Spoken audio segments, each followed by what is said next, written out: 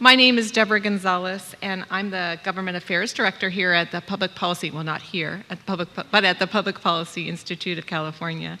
And thank you for joining us in this beautiful building at the Stanley Moss Library Courts building. And Alex, who's an old friend of mine, the state historian, shared with me that this room was built for the Supreme Court, but they didn't want to be in the attic. So we actually have the opportunity to be here because the Supreme Court doesn't meet here. And it's a beautiful building, so I appreciate the opportunity. We also want to thank you for finding this venue because this is very different than where we usually are, and it might have felt a little bit like PPIC's version of Where's Waldo? And so for those of you who went over to the old building and then came here, I have good news. You may have noticed the beer bread got here, so we're all good. It's awesome, right? For those of you who are not familiar with PPIC, PPIC is a nonpartisan, nonprofit think tank with offices both in Sacramento and in San Francisco. And for today's presentation, we're going to hear from PPIC researcher Dean Bonner, who will present the findings of PPIC's latest survey on Californians and their government. We'd like to thank the James Irvine Foundation, the California Endowment, and the PPIC Donor Circle for their support of this particular survey. We'd also like to thank the PPIC Corporate Circle and the PPIC Donor Circle for help in making this event possible, including the lunch provided today. This full survey report, along with the slides, and the survey report should have been on your chair, a summary, are also available on ppic.org. After Dean's presentation, we'll have plenty of time for audience Q&A. And a few more things before we begin. Our next event will be back at our previous location. And will be a presentation by our correction team on the topic of recidivism since California passed public safety realignment in 2012. That will be on December 12th. Please sign up for the event online. And later today, you'll receive a survey from our survey team, and we ask that you please fill out that survey. And finally, please silence your cell phones. In reviewing the survey, it felt a little like the informal beginning of the 2018 election to me. This is the first time you've seen questions about potential ballot initiatives. We don't have a crystal ball of what will be on the ballot, so we took an educated guess. There are 33 ballot measures in circulation now and 19 others submitted. Some really fun topics if you ever like to go to the Secretary of State's website. But we asked questions on repealing the recent gas tax increase, proposing housing bonds, election reform, and about a potential single payer. This is not the universe of all initiatives that we might see, but it was just the beginning of that process. We also took a look at the governor's race, which is still wide open, and everyone's favorite candidate, don't know, is leading again. So, but there are some tightening in numbers between Newsom and Villaraigosa, and it's, again, very early in this process. And Dean has some good insights on the governor's race. And finally, we asked some timely questions on the Republican proposed tax plan that's being debated in Washington. And to be fair to the pollsters, we asked at a point in time with a particular proposal, and even members in Washington may not know today what they're going to be voting on in a couple hours. So take it with a little bit of understanding of the dynamic aspect of the tax proposal, but it's a good measure of some of the issues being discussed. So it's an exciting time for our pollsters, particularly with the dynamic issues that are happening in Washington. So Dean is going to come up here and share with you, Dean Bonner, our recent surveys.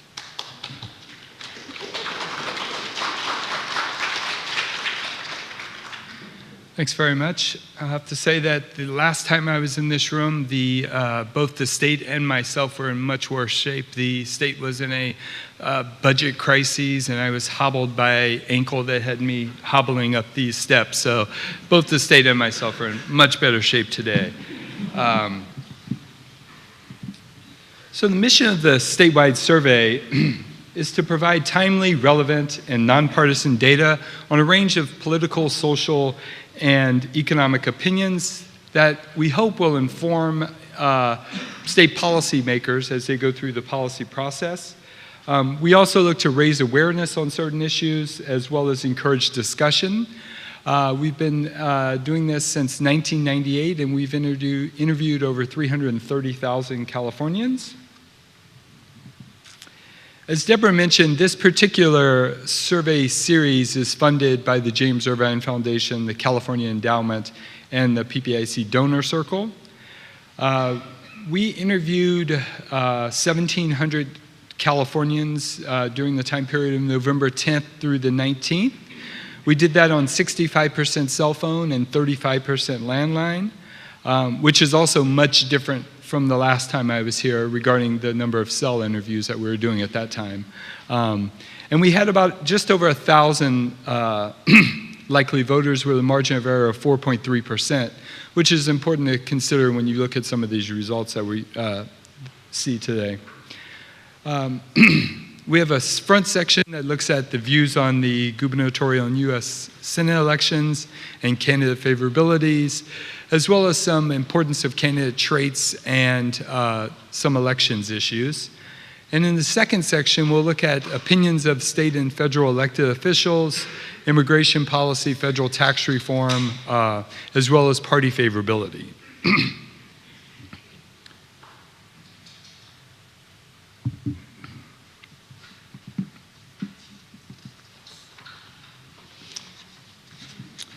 Well, I know that many of you are here to talk about and to hear about the horse race. I think it's important to provide some context. Today, just 1 in 4 likely voters say that they're following news about gubernatorial candidates very or fairly closely. Attention to news today is similar to what it was in December 2013, prior to Governor Brown's reelection, but is down 10 points since December 2009, before the open seat election in November 2010.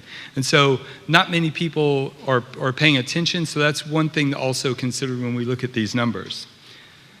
So when it comes to the preferences in the top 2 primary, we see that 3 in 10 likely voters are undecided. We also see that Democrats Gavin Newsom and Antonio Villaraigosa are currently the top 2 candidates. Fewer likely voters support Democrat and State Treasurer John Chung, Republican businessman John Cox, Republican State Assemblyman Travis Allen, or Democrat Delaine Easton, who is the former State Superintendent of Public Instruction. Among Democratic likely voters, we find that Newsom leads Villaraigosa by 8 points, 34 to 26, with 1 in 5 undecided, while among Republicans, Cox leads Allen by 9 points, 27 to 18, with 37% undecided. So among Republicans, we see a greater number of people who are undecided. Among those who approve of Governor Jerry Brown, we find that 4 in 10 support Newsom and 1 in 4 support Villaraigosa. Among those who approve of President Trump, we find that 4 in 10 are undecided and 1 in 4 support John Cox. 4 in 10 Latino likely voters prefer Villaraigosa, while a plurality of white voters are actually undecided at this point in time. So beyond the horse race, we also looked at how satisfied people were with their choice of candidates at this time. And as you can see, just under half of likely voters are actually satisfied with their choice at this time, with Democrats twice as likely as Republicans to say that they're satisfied. We also find that outside of Orange, San Diego, about half across regions are satisfied with their choice of candidates at this time, with just over 4 in 10 in Orange, San Diego being satisfied.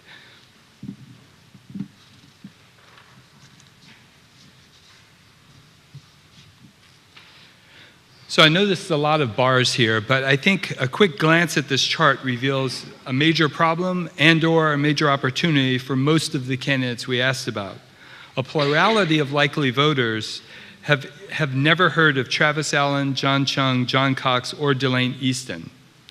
The remaining 2 candidates, Gavin Newsom and Antonio Villaraigosa, are more well known, but also have higher unfavorable ratings than the other 4 candidates. And so there's opportunity here to actually see some improvement when it comes to the favorability of these candidates once people get to know them, keeping in mind that we are still 6 months away from the election. Half of Democratic likely voters and those in the San Francisco Bay Area have favorable opinions of Gavin Newsom, while half of Latinos view Villaraigosa favorably. These numbers are notable because no other candidate receives majority favorable opinions from any racial, ethnic, demographic, or regional group. The only other majority opinion on any of these candidates is among Republicans, who 50% actually have an unfavorable opinion of Villaraigosa. And so beyond that, there isn't a majority across any of these candidates for favorable or unfavorable. Among Republicans, favorable opinions of any candidate do not surpass 20%. And in fact, more than half of Republicans say they've never heard of either Republican candidate at this point in time, which is fairly telling. Among independent likely voters, 1 in 3 view Newsom favorably, 1 in 4 view Villaraigosa favorably, and 1 in 5 view John Chung favorably.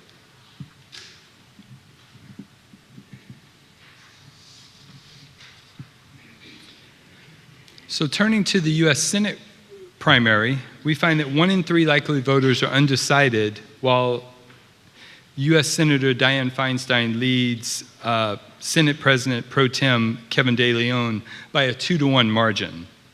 At this point, we've only included these 2 candidates because these are the only 2 at this point in time that actually have significant news coverage and/or resources.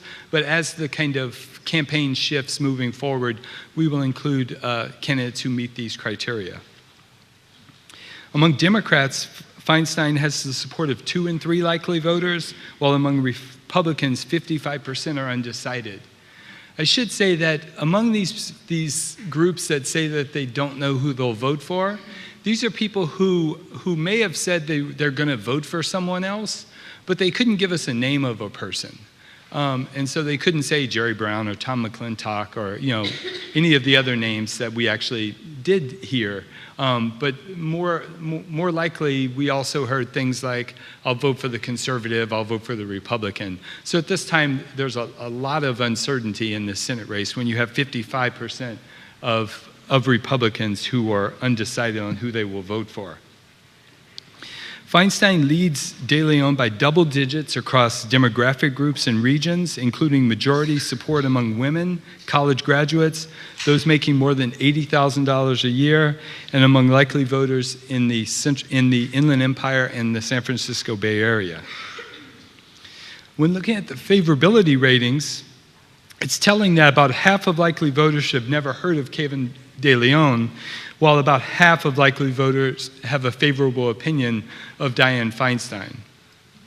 But once again, that is an opportunity, because while half have never heard of de León, it is the case that Senator Feinstein has a higher unfavorable rating than that of Kevin de León. So there is some opportunity there.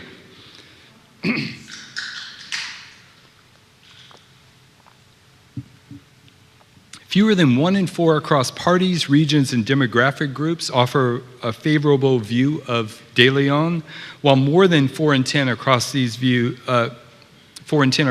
groups, except among Republicans and those in the Central Valley, offer a favorable opinion of Dianne Feinstein, which is illustrative of kind of the broad-based favorable opinion that she has at this point in time.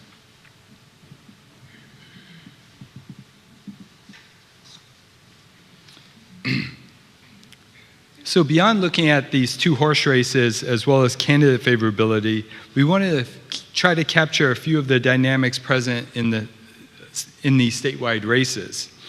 And when asked which candidate quality is more important, likely voters are divided between experience and a proven record or new ideas and a different approach. And while most Democrats prefer experience and a proven record, most Republicans and independents prefer a new idea and a different approach. Los Angeles, Inland Empire, and Central Valley likely voters prefer new ideas, while those in the Orange San Diego prefer more experience, and voters in the San Francisco Bay Area are divided on this issue. In response to a similar question about presidential candidates in December 2015, We found that 46% of likely voters said new ideas and a different approach, while 44% said experience and a proven record. So it's not that different for statewide races than what we found in the lead up to the presidential election.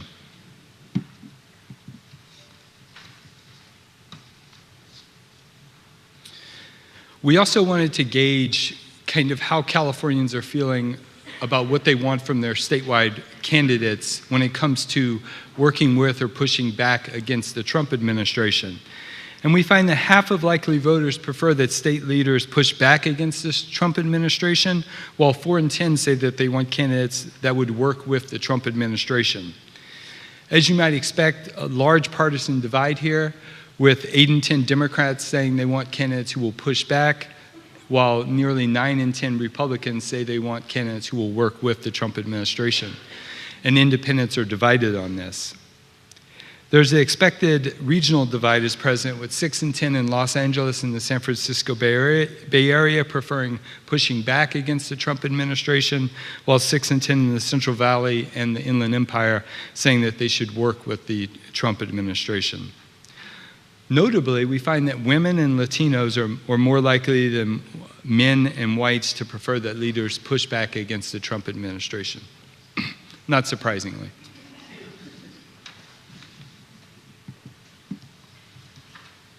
So as Deborah mentioned, we wanted to kind of look at some ballot measures issues surrounding ballot measures that could potentially be on the ballot in November. And while we recognize that these aren't the only ones that could be present, and there are some here that may not be on the ballot, we want to get at least that early look at see how important people are viewing this, because we've done this in the past, and there is at least a little bit of experience that says that, these are issues that could, while we're not looking at how they would vote, these are issues that get people excited, and that excitement could lead to turnout in June and or November. And so what we found is that majorities of California likely voters say that single-payer health insurance and repealing the recently passed gas tax are very important to them.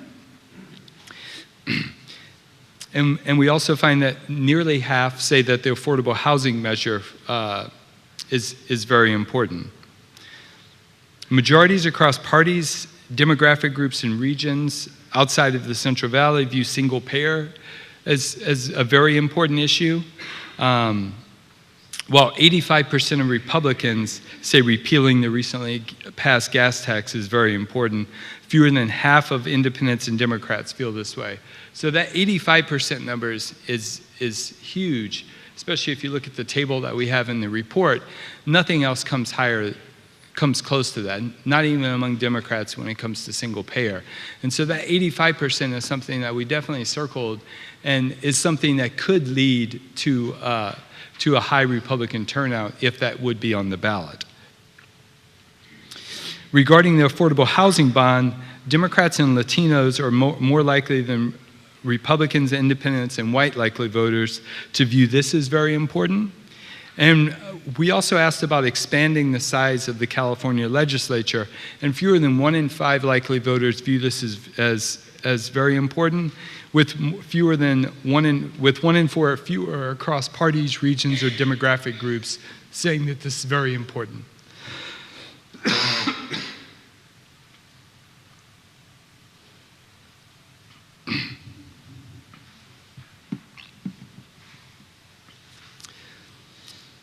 So as I mentioned earlier, the statewide candidates will be participating in a top 2 primary. This top 2 primary was brought forth by Proposition 14 which was first enacted in the June 2012 primary. And it changed California's primaries, I should say, from a partially closed system to one where voters could vote for any candidate, and the top 2 vote getters would actually advance to the November primary, as opposed to having a system where you would vote on Democrats or Republicans, and then there would be a primary moving forward with those candidates.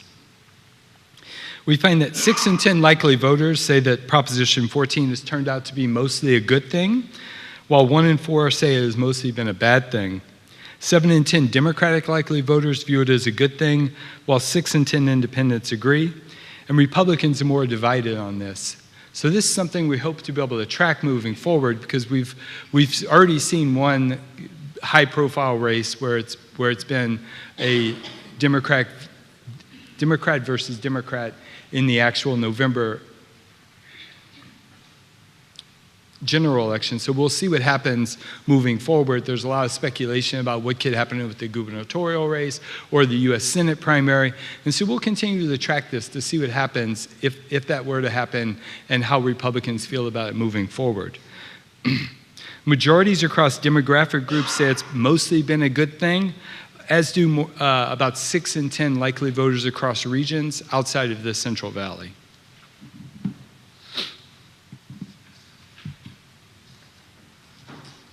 So in 2016, Governor Brown signed SB 450, which established a new election model. Under this model, registered voters in participating counties will be sent a ballot 28 days before the election, and these voters could return their ballot by mail, take it to a drop-off location, or cast it in person at any vote center in their county. So this would really change the way that elections take place at the precinct level. And so it's going to be phased in beginning in 2018 moving forward. And so we wanted to kind of get an initial look at how voters felt about this reform. And we find is that there's bipartisan agreement that SB 450 will mostly be a good thing, although Republicans are less likely than others to say this. We find that more than 2 in 3 across demographic groups say it will mostly be a good thing, and this perception is higher among younger than older likely voters.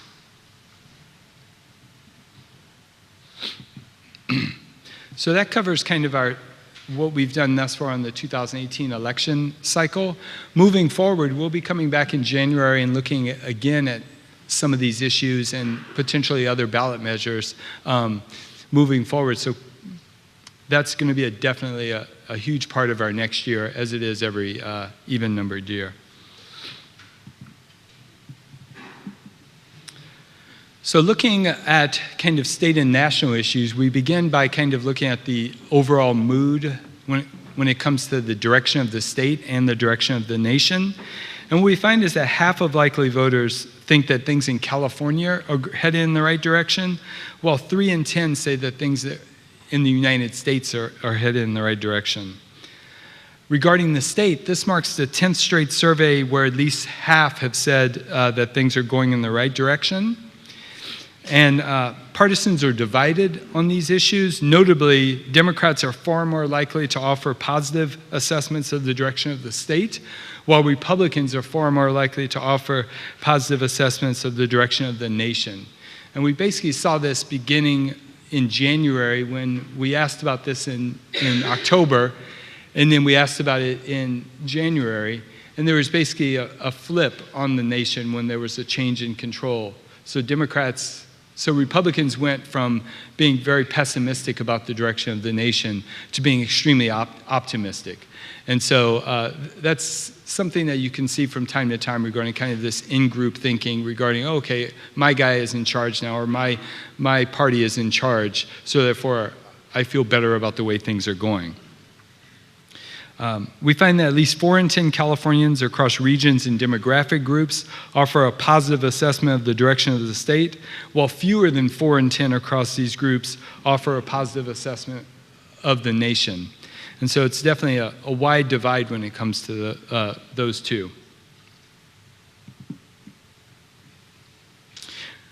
Governor Brown and the California legislature continue to enjoy positive approval ratings. We've seen Governor Brown pretty much in the positive all of his 4th term. And so that's something that we've been tracking almost every survey. Governor Brown has the approval of 7 in 10 Democrats, while 7 in 10 Republicans disapprove.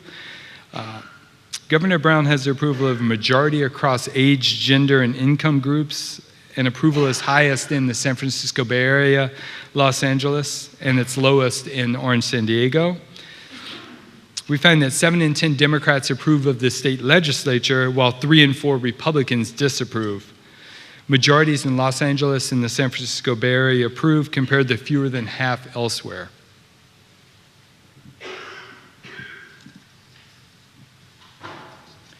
So turning to federal elected officials, you can see that these officials don't quite fare as well as state elected officials.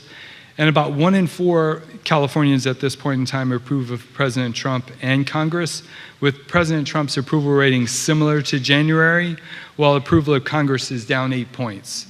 So it started at just 30%, quite low. And I should add that in January, our approval ratings and our mood tend to be higher every January. If you look at kind of the gubernatorial and the legislature, you see these spikes. And those spikes are every January. And so Congress did start off somewhat higher than they were last year, but it's fallen 8 points since then. And so partisans are divided on President Trump, while there is bipartisan disapproval of Congress. And illustrating how pervasive disapproval is, we find that majorities across regions and demographic groups disapprove of Trump and of Congress.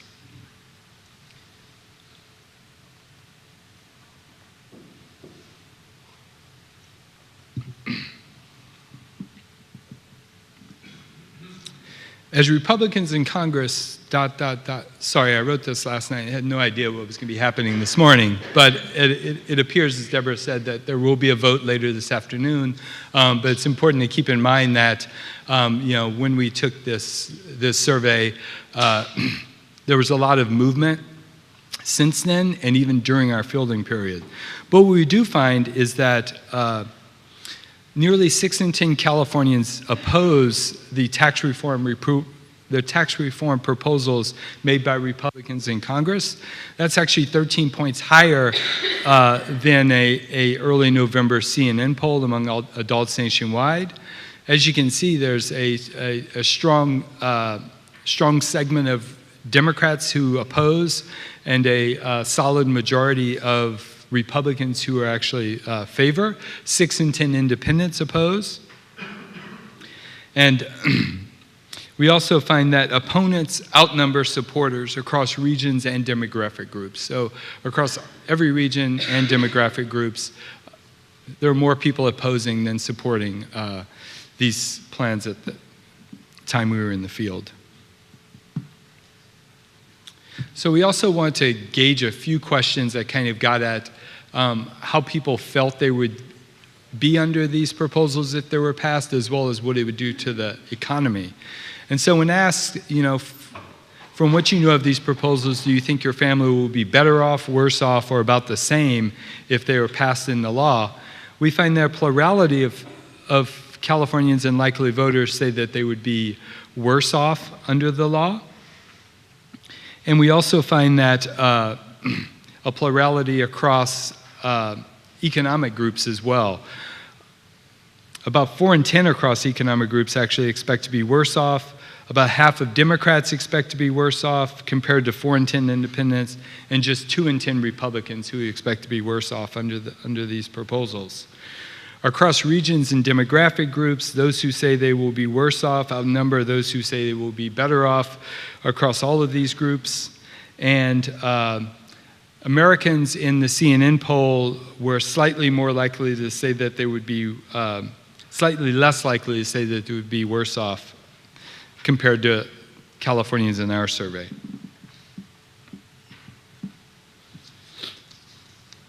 So a large part of the discussion around the tax reform proposals involves kind of a reduction in the taxes that businesses and corporations pay. And so we repeated a national question by the Pew Research Center that asked, do you think lowering taxes for large businesses and corporations would help the economy, hurt the economy, or not make a difference? And what we found is that a plurality of Californians, likely voters, say that it would actually hurt the economy, while 3 in 10 adults say that it would actually help the economy. Californians across income groups hold similar opinions on whether these reductions would help the economy. 6 in 10 Democrats say that these reductions would hurt the economy, while 2 in 3 Republicans say that these reductions would help the economy. Fewer than 4 in 10 across regions and demographic groups say that these reductions in taxes would actually help the economy. And so this is something that's pretty widely held, except among that partisan divide.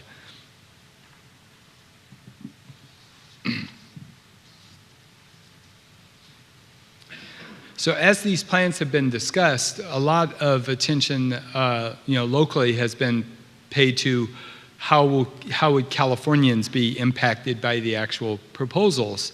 And so, granted, there's a lot of shifting that has occurred, but we asked about 2 questions that the CNN poll also asked about. One being eliminating deductions for state and local income and sales taxes, and the other being only allowing the home interest deduction on the first $500,000 of mortgage debt.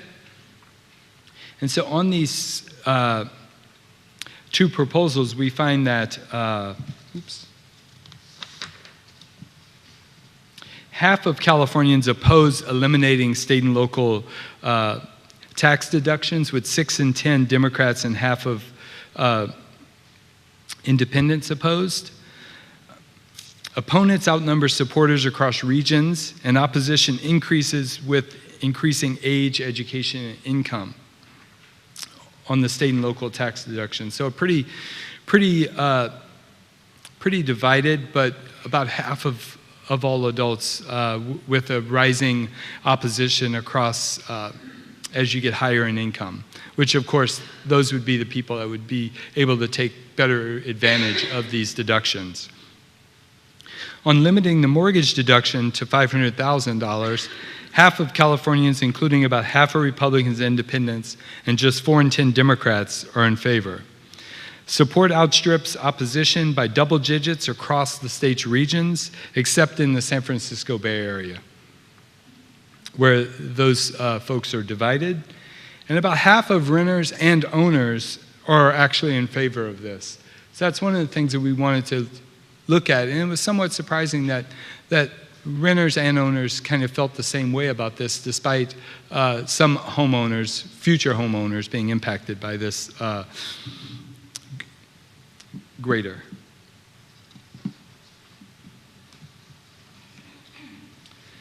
So while tax reform seems to divide partisans, there is some partisan agreement on what should happen to undocumented immigrants in the U.S. today.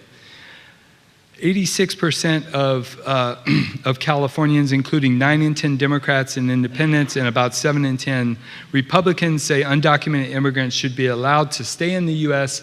if certain requirements are met. Across racial ethnic groups, whites are the least likely to say that they should be allowed. However, that's a large number at 80%, still saying that they should be allowed. And at least 8 in 10 across regions, age, education, and income groups say that undocumented immigrants should be allowed to stay. And since we first asked this question in January 2016, we found that at least 8 in 10 have held this view. So it's been fairly consistent prior to and after the Trump administration has been in place. So given the continued increase in federal immigration enforcement, we wanted to repeat a question we last asked in May about how worried Californians are that someone they know could be deported. Nearly half of Californians say that they worry a lot or some about this possibility. This is similar to May, when 30% worried a lot and 21% worried some. Over half of Democrats, compared to 1 in 3 independents and 1 in 4 Republicans, worry at least some, although nearly 6 in 10 Republicans say they're not worried at all about this. Across racial ethnic groups, about 4 in 10 African Americans and Asian Americans and 3 in 10 whites are worried at least some, compared to 57% of Latinos who worry a lot about this. Notably, those with only a high school degree or less and those making less than $40,000 a year are more than twice as likely as their counterparts to worry a lot about this.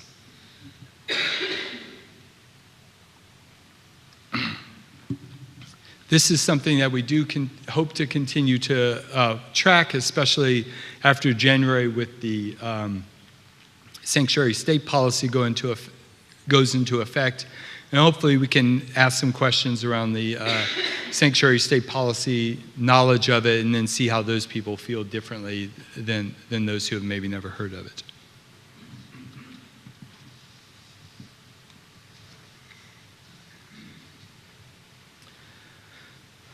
So we wanted to come back to the issue of the favorability of our two major parties, and what we find is that since October 2012, we've actually seen a decrease in favorable opinions of both major parties.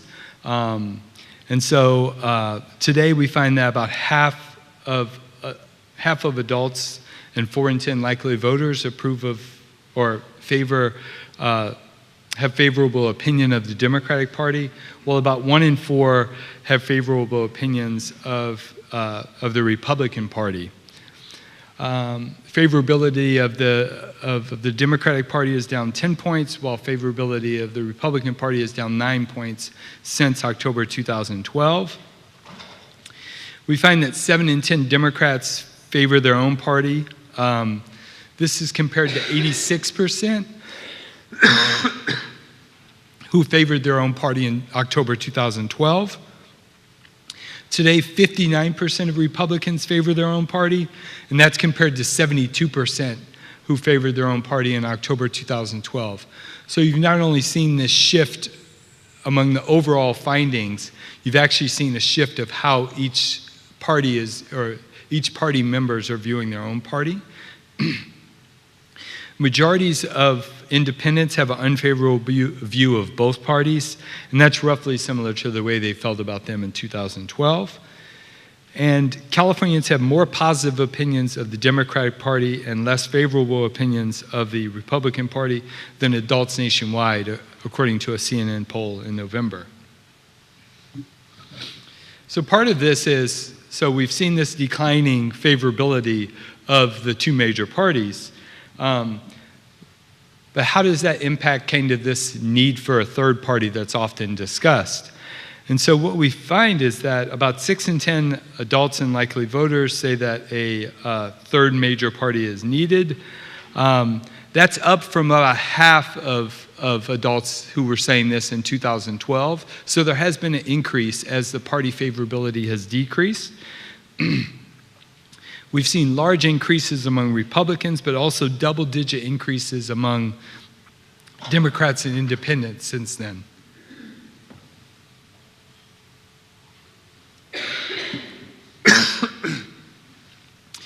We find that majorities in all regions, with Los Angeles and San Francisco the most likely to say that a third party is needed. And over half are across racial ethnic groups, including about 2 in 3 whites and Asian Americans say that a third party is needed. 2 in 3 men compared to just over half of women say that a third party is needed. And this is something, as I said, that it's been pervasive with about 6 in 10 as of late saying this, but there is that large change from October 2012. So the declining party favorability is impacting this question. So in conclusion, it's important to note that 3 in 10 likely voters are actually undecided at this time, and Gavin Newsom and Antonio Villaraigosa are the top 2 candidates in the gubernatorial primary. Senator Feinstein is currently leading Kevin de León by a 2-to-1 margin, with 1 in 3 actually undecided in that race. About half of likely voters prefer candidates for statewide office who will offer new ideas and push back against the Trump administration. And most Californians oppose the Republican tax proposals, and few believe that they would actually be better off personally. Across parties, Californians, in a almost rare sign of bipartisan agreement, Californians across parties say that there would be that there should be a way for undocumented immigrants to stay in the country legally if certain requirements are met. So that's all I have at this point, but I would like to open it up to any questions that there may be. I'll just ask that if you do have a question, just wait for one of these nice ladies to have a microphone for you so the webcast can hear it as well.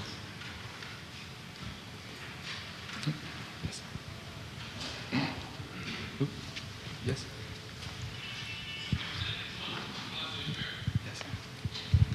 Hi, I just had a question on the last piece about Californians supporting undocumented immigrants to stay in the country legally.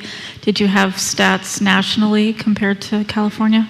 Not a recent comparison, but what I do know kind of more generally on these types of questions, there tends to be a decent amount of support for finding some way for them to stay. Although it does differ depending on the question, as it does in California if you provide a third option, so allowed to stay or allowed to, like citizenship, allowed to stay without citizenship or be deported. There tends to be, they clump into those two categories combined, while it's always a smaller number saying that they should be forced to leave the country. Yes.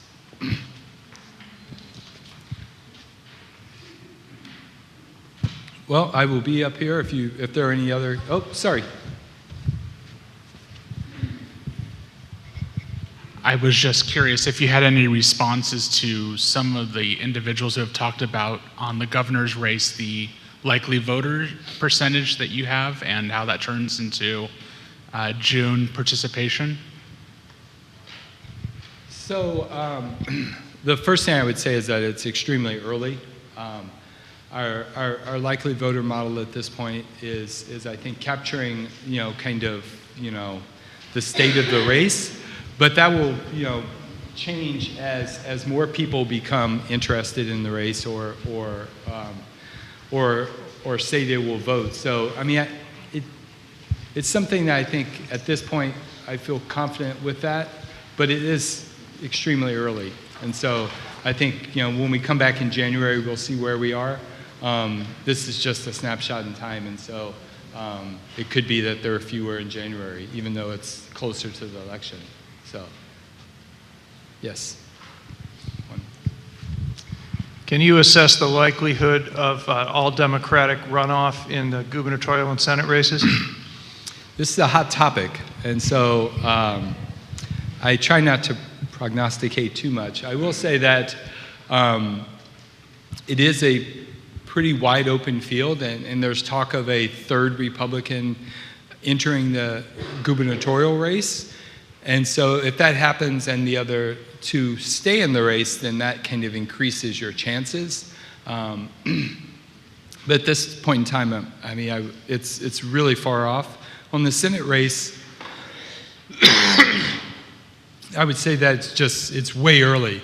There could be a prominent Republican who jumps into the race and totally changes it. What we did find is that half of people have never heard of Kevin de León, and so, if there were to be a more well-known person, then perhaps that opens the door for a Democrat-Republican in the Senate in the November election. What language did you use to describe the single-payer initiative on the ballot?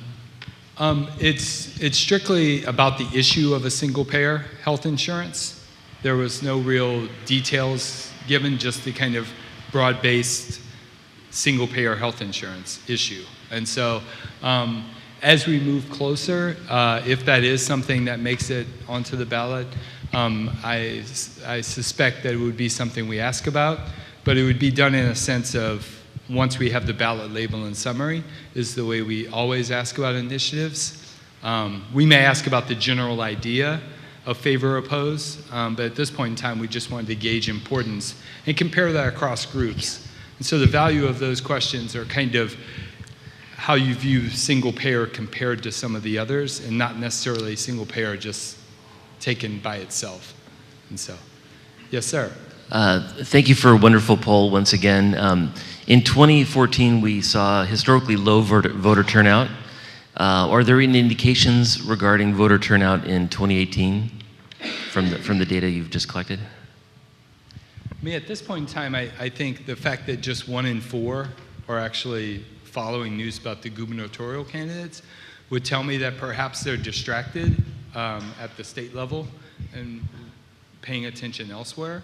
But I do think that as you get closer to